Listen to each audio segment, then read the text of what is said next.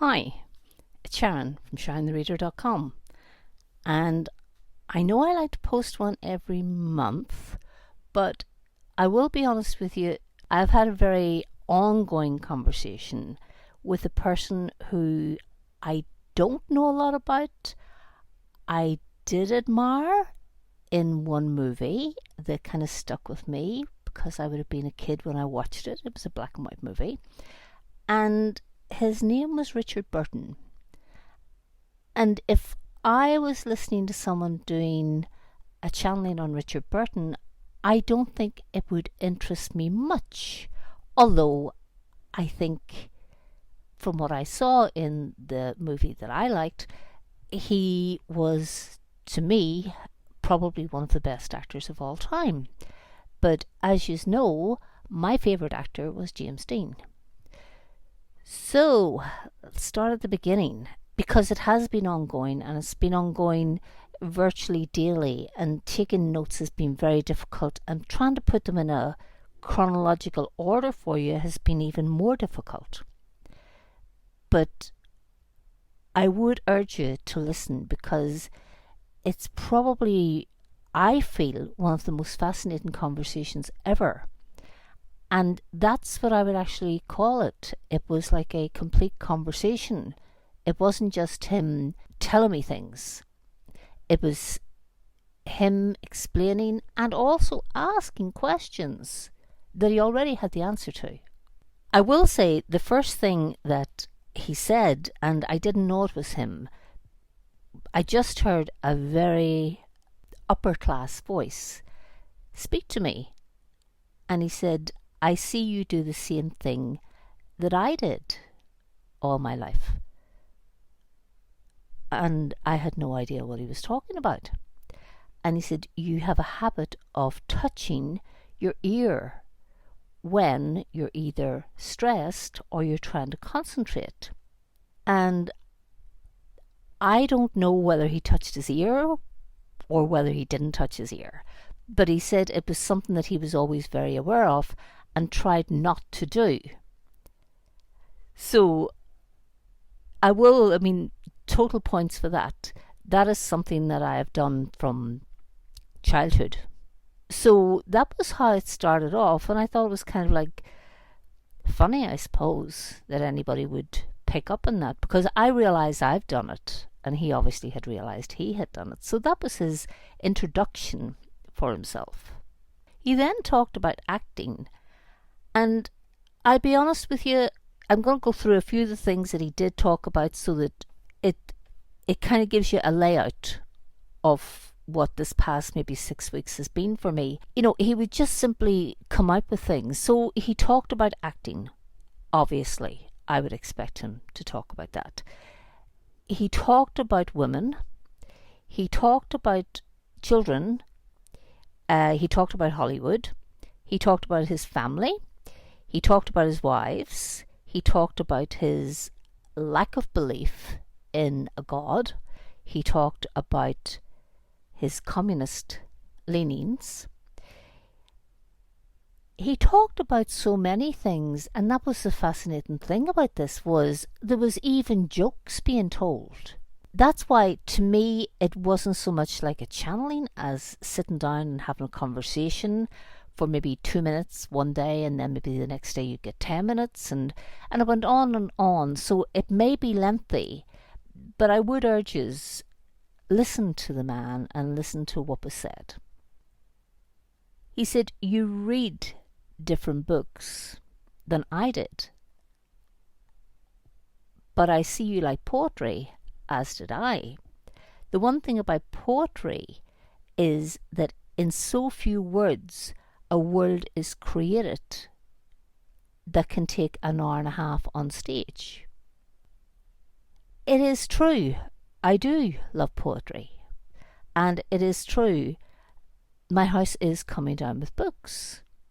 So on that one, he was quite right. Also, he said that acting was like being a child.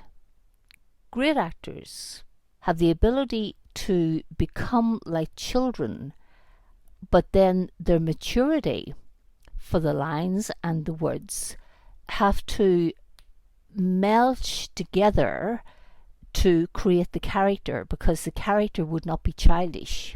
But he says it's a childish belief that leads you into that. So anyone who's into acting out there, that was his take on acting. He also said he loved children. He loved their company. They were so natural. They were so much themselves. They were so sweet, which most of us, he said, lose in adulthood, and we cultivate it. And children don't cultivate it because they wouldn't be aware enough to do such a thing. So there was a great warmth when he was talking about children, and that was his own children and also children around him. You know, he just seemed to have a love for children. And in today's world, you're almost frightened to say that because there's such corruption that goes on. But that was his take on kids, and he was just, you know, you could see a very soft side to him.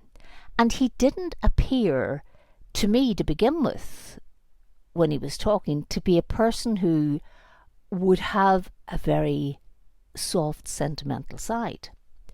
But as you get into a conversation with him, you realize that actually he was a very soft human being underneath. As I say, the voice, the delivery of the way he would word things was very deep, and it was very adult, and a person who was very empowered. Yet the more he spoke, the more you realize that he was just very soft underneath. And he was, I find, different things that he said, had a great sense of humour. You know, and it wouldn't be a joke or anything. It would just be, you know, a one-liner or something. So on that, I find him to be not what I expected Richard Burton to be like. He said, we have the same green countries in common, hills of Wales and fields in Ireland. I do know that feeling of home, and it's the same feeling that you have, which would be very true. It would be true. I don't live in Ireland, but I do have a little plastic container. It's very small, and in it there's actually Irish soil, and I keep that with me all the time. On that one, he really was touching a lot of nerves with me, but it was like two people who had a complete understanding of what their home meant to them. And he said, I loved Wales. There was very hard times in Wales, but I did love Wales, he says, and I loved the Welsh people. He then went on to talk about his time in, we'll just say, England. He said you could walk anywhere in London, any street, and you could just bump into any of the actors of the day. He said it's not like it is today. Today, he says, people are kind of, they're cosseted because they have to be. But he said at that stage in his life as a young actor, you know, just walking down any street, you could just bump into this person or that person or whatever. And he really seemed to enjoy that type of freedom at that stage in his life. The film that I was talking about actually was mentioned, and that was Who's Afraid of Virginia Woolf, which I watched, and I would have been very young, maybe, I don't know, maybe 12, 14. And I just thought it was probably, I don't think I really understood the story, but I did feel that there was something really not right between the couple. You couldn't miss that. But why were they torturing each other this way? You know, what was that all about? And then it seemed that when the torture was over, then it would start again. And he said that he believed that it was the best work that he and Elizabeth Taylor had done together. To him, that was the one that he would stand over. And he said that truthfully, she was not so invested in the project to begin with, but that he kind of talked her into it. And the thing is, we all kind of say, if you're talking about Elizabeth Taylor, we all say Liz Taylor. Never once did he call her Liz. He called her Elizabeth throughout the whole time that I was speaking with him. That must have been just between him and her. He gave her full name, you know. He then said a very interesting thing. He said, I loved all my wives. He says, this is the thing, he says, that I think people don't understand. They think that, you know, you don't love the wife you're leaving because you've met someone else. He says, it's not like that. He says, there is a love that will always remain with that person, unless that person has literally harmed you in any way. And he said, none of the women that he ever was with as a wife had ever done him any harm. So he always maintained a love for that person. People think you can't love two people at the one time. He says, and I fully disagree. I think you most certainly can love two people at the one time. And very often that's where the problems come in. He then touched on the afterlife. And he said he had absolutely no belief in an afterlife. He really did not possess a belief in a God. He said, when I looked at the world, it was just the world. And when you exited the world, it was over. And he also said, with sort of very left-wing leanings, that was how he viewed what man was capable of in the best sense. If man could achieve that, where we worked together as opposed to apart, then the world would be a much better place. That was his opinion of politics, and that was his opinion of religion. Or even maybe it wasn't religion he was referring to, maybe it was just God. He just did not believe in either organized religion, or he didn't believe in a God as well. You know, so take that as you want to.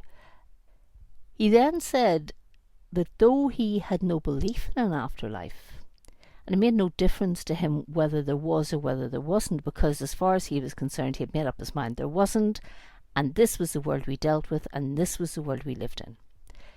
But when he did pass, the most astounding thing was that there was an afterlife. And he said, for me, there were no harps and there were no angels. For me, it was that wonderful feeling of peace. And I have never felt that type of peace before whilst I was alive. So he was very, very, very much at peace. That was what his heaven was. His heaven was just complete peace. So I guess if you haven't had a very peaceful life, then, you know, that would be a boost. And yes, he did say that there was a creator. He did acknowledge a God. Whether people have different heavens or different aspects of their afterlife, I don't know, but that was how he described his. And I was kind of glad that he'd found peace, because there was a lot that came through that wasn't so awfully peaceful about his life. He said that as he grew older, he got to know himself very, very well. And he said with that, things started to become less edgy, and they flowed a lot better. And I think he gave up trying to control life, or his life. He then went on to talk about women. And he said that he had never, ever found any woman who was not beautiful. He said sometimes you may not recognize it to begin with, but over a period of time you will find that beauty in every woman. He says it is there. And I had a habit of always looking to find it and always finding it. He said that was the astounding thing about it. People think that, you have to have, the best dresses, you have to have your hair a special way, you have to this, you have to that. He says it wasn't like that for him. Just interacting with a person, suddenly he says there was just a beauty would come out, in his opinion, all women, as far as he was concerned, were beautiful. When he reached Hollywood, they really found me crass. I really came across totally crass. And he said in time they seemed to think it was crudeness, rudeness, crass. But in time, he says, those things kind of, they leave you. You adapt to where you're at. While never leaving behind who you are, you adapt to where you're at. And his thoughts on Hollywood were actually very interesting. He then talked about his father, and he said, I now know my father was an alcoholic. I would not have used that term when I was alive, maybe towards the end of my life, but not during my early life, 40s. He says it wouldn't have occurred to me. Unfortunately, he says, I too, he says, was an alcoholic. Alcohol ruled and ruined the best parts of some of my life. He says, and then he says, I could stop drinking with a lot of willpower. It wasn't something that it was, I'm putting the bottle down. The most difficult thing was to actually put the bottle down and keep the bottle down.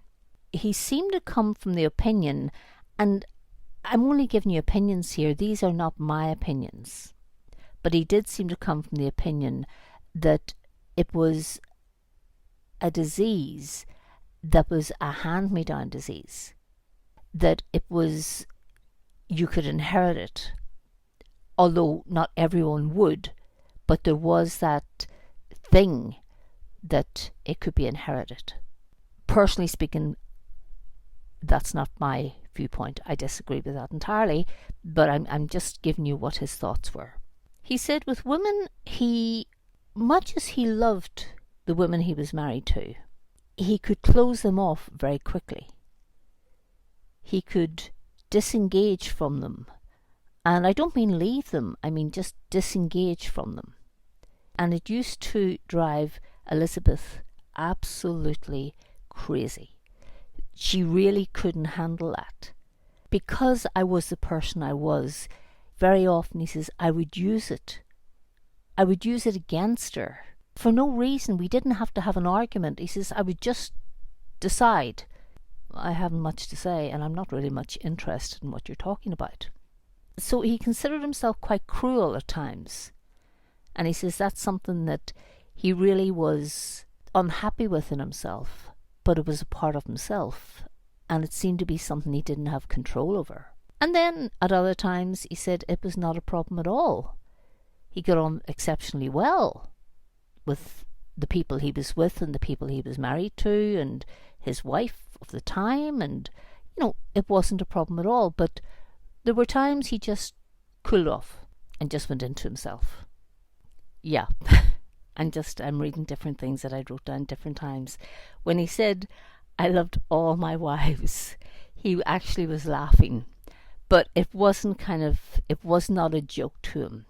It was just kind of the way he said it, and that's what I mean about his sense of humour. He just found that to be a funny sentence. I loved all my wives, But I liked that part. I really enjoyed that part of him, He then got very serious, and I don't know what to make of this, except I think maybe it was the father figure that he was seeking in people. He said there was men that I deeply admired. They were actors. They fascinated me in many ways. Sometimes I felt I could actually feel the cogs turn in my brain if I was watching them act on stage. And they were male actors he was talking about. He gave me the impression that there was something that he was seeking from, not all, ones he admired. That there was something he was seeking from them that they had, that he really was fascinated by whilst he was watching them act. And I don't know whether it was also off stage as well. He said on stage. So I'm giving just the way he put it. Then he broached the subject of Elizabeth Taylor and him getting together and marrying. He said Hollywood was disgusted at them the world held them up as people of low standard. And the strange thing was, they were so horrified at our relationship. It was an unmentionable thing. Yet we both knew what went on behind the shades of the doors and the windows. It didn't worry us much what they said. So I don't think they were worried about what was being said about them. They were terribly aware of it. And I didn't realise that it was such a scandal personally. I just thought they married. But apparently it had been a massive scandal. And the thing was, the people who were making so much out of it were people who were doing the same thing behind closed doors. They didn't do what they did. We totally ignored that. And we just decided we were going to live our lives our own way. We travelled, and they were the days he called out of time, and not always in a good way.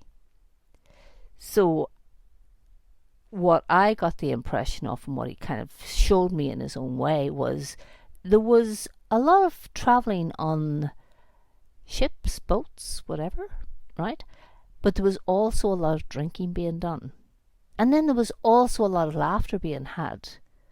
But then also there was a lot of arguments. And he said we were two people, he says, who just literally just came together and sparked. And that spark, he says, could have been amazing and wonderful, or that spark could have left you down the coal mine where my family were. It was completely wonderful, spectacular. He says, and we had so many of those moments. We just had so many of those moments. But then he says there was the other spark that could just take it all right down to hell. That was a place, he said, that you really went for alcohol then. And I don't know whether, he didn't refer to it, but I don't know whether Elizabeth Taylor drank as much as he did. But he certainly seemed to have a capacity for drinking a lot. Very heavy drinking. To the point that, truthfully, there were different times, he said, that it was starting to seriously ruin his health. And I think there were times that maybe that was why he was determined to stop. But he says those periods of being sober, he says, didn't last. Something would trigger it. He says it could be something really good could trigger it, or it could be something really bad, something detrimental, he says, could trigger it. And then he says you would go for the bottle. He then went on to talk about money. And he said money had no great interest to him, except that it helped out the people he loved. It made their lives easier. And he seemed to be referring to home when he said that. And also his family, his children, who he was married to, stuff like that. You know, it made life easier for other people. But he had no great value on money. It was there. As long as I had enough to live on, I was quite happy. Whilst people thought, oh, he's doing it for the money. He says, I was doing it for the money. He says, but the money was not for me.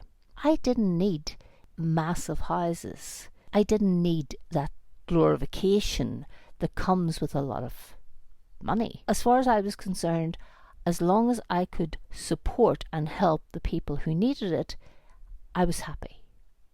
He said, and also he says, the type of a man I was, I believe, he says, I was very affectionate. I could be affectionate with my wives, whomever he was married to. He says, and I could love them dearly and deeply. But it depends, he says, what every woman needs.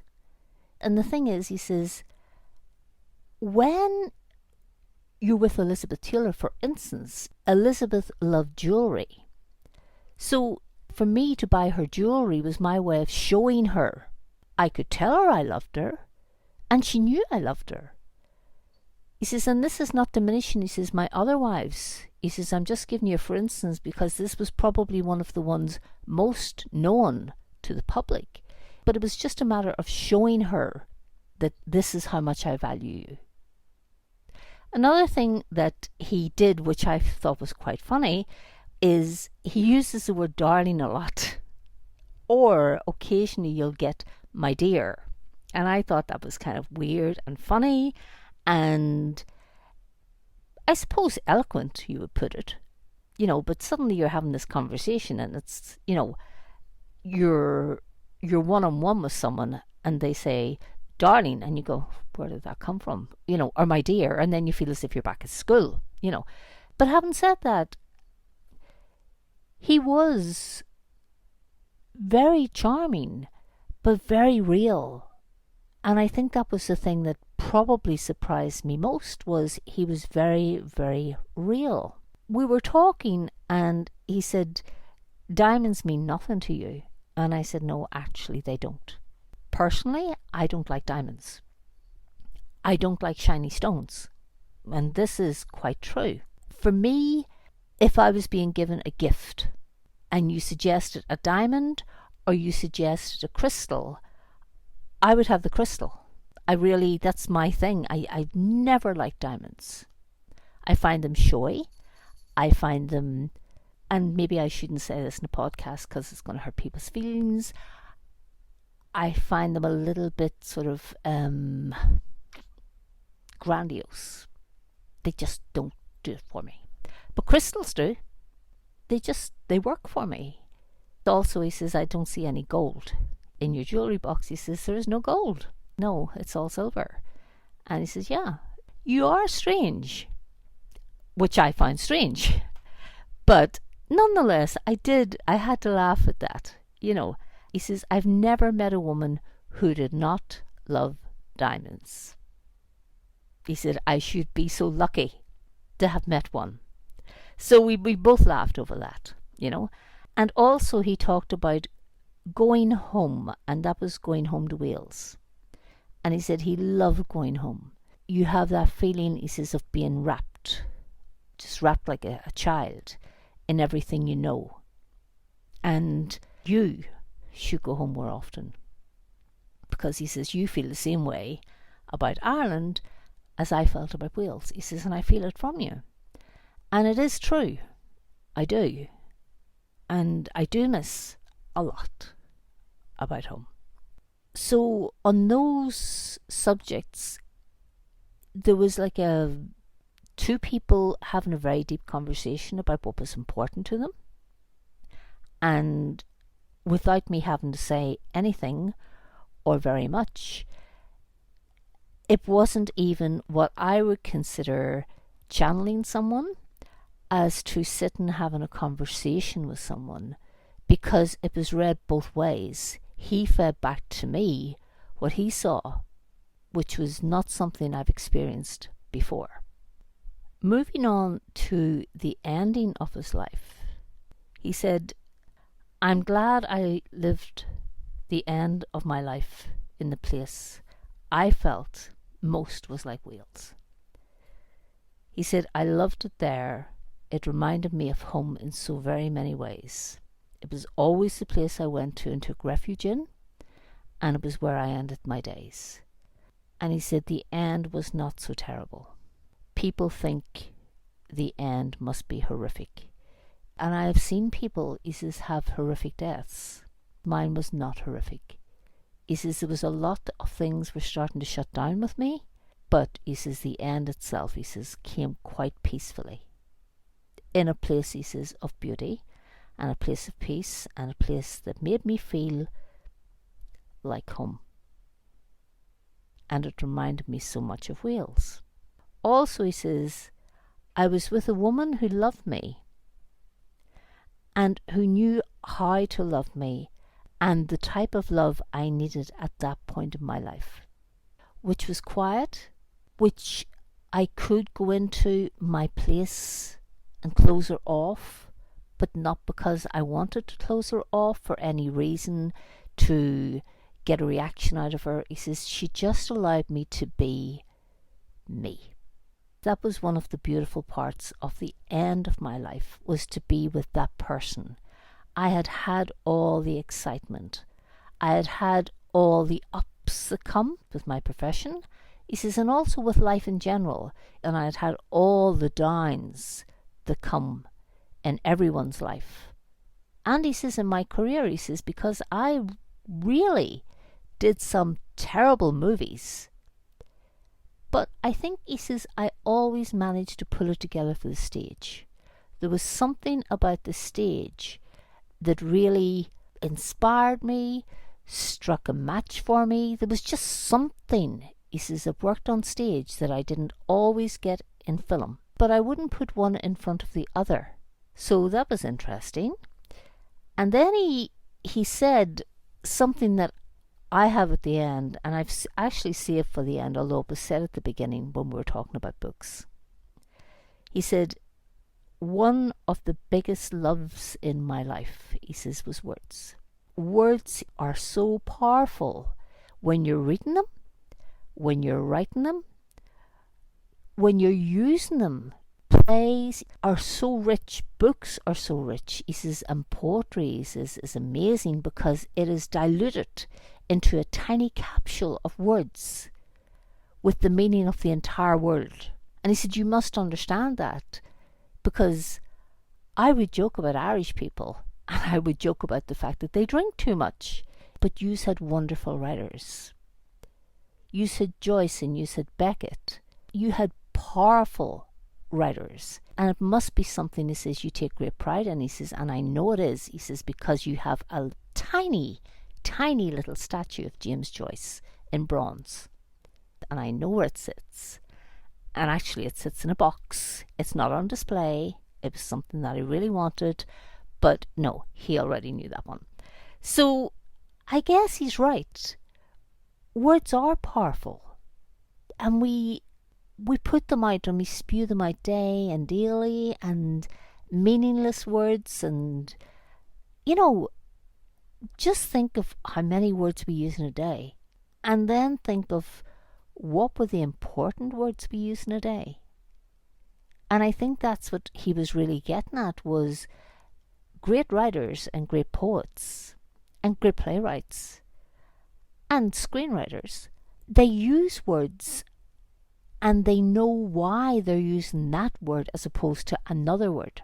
He then, you know, that was one of the things that he really showed me. It's something probably I'm not unaware of, but it's something that I wouldn't have had such a grasp of had I not have had the conversations that I had with him, was that a word can make you or a word can break you. You know, and that's putting it in its simplest form.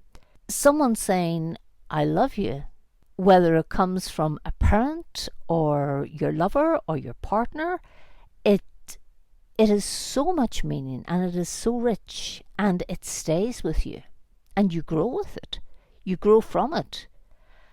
To someone saying, I don't like you in that dress, or you don't look well, or why don't you just change? Something like that, which takes the very essence of you away from yourself. He's right. Words are the most powerful thing we have. So it's strange because I'm putting that against what he was talking about in his left-wing leanings. And if you look at the world and you look at politics and you listen to the words that we listen to day and daily, how many of those words hold water?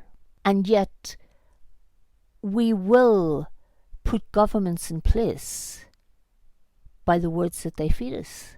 So it really opened a massive world, personally for me, that I was aware of, but I'd never heard it encapsulated the way he put words out, you know?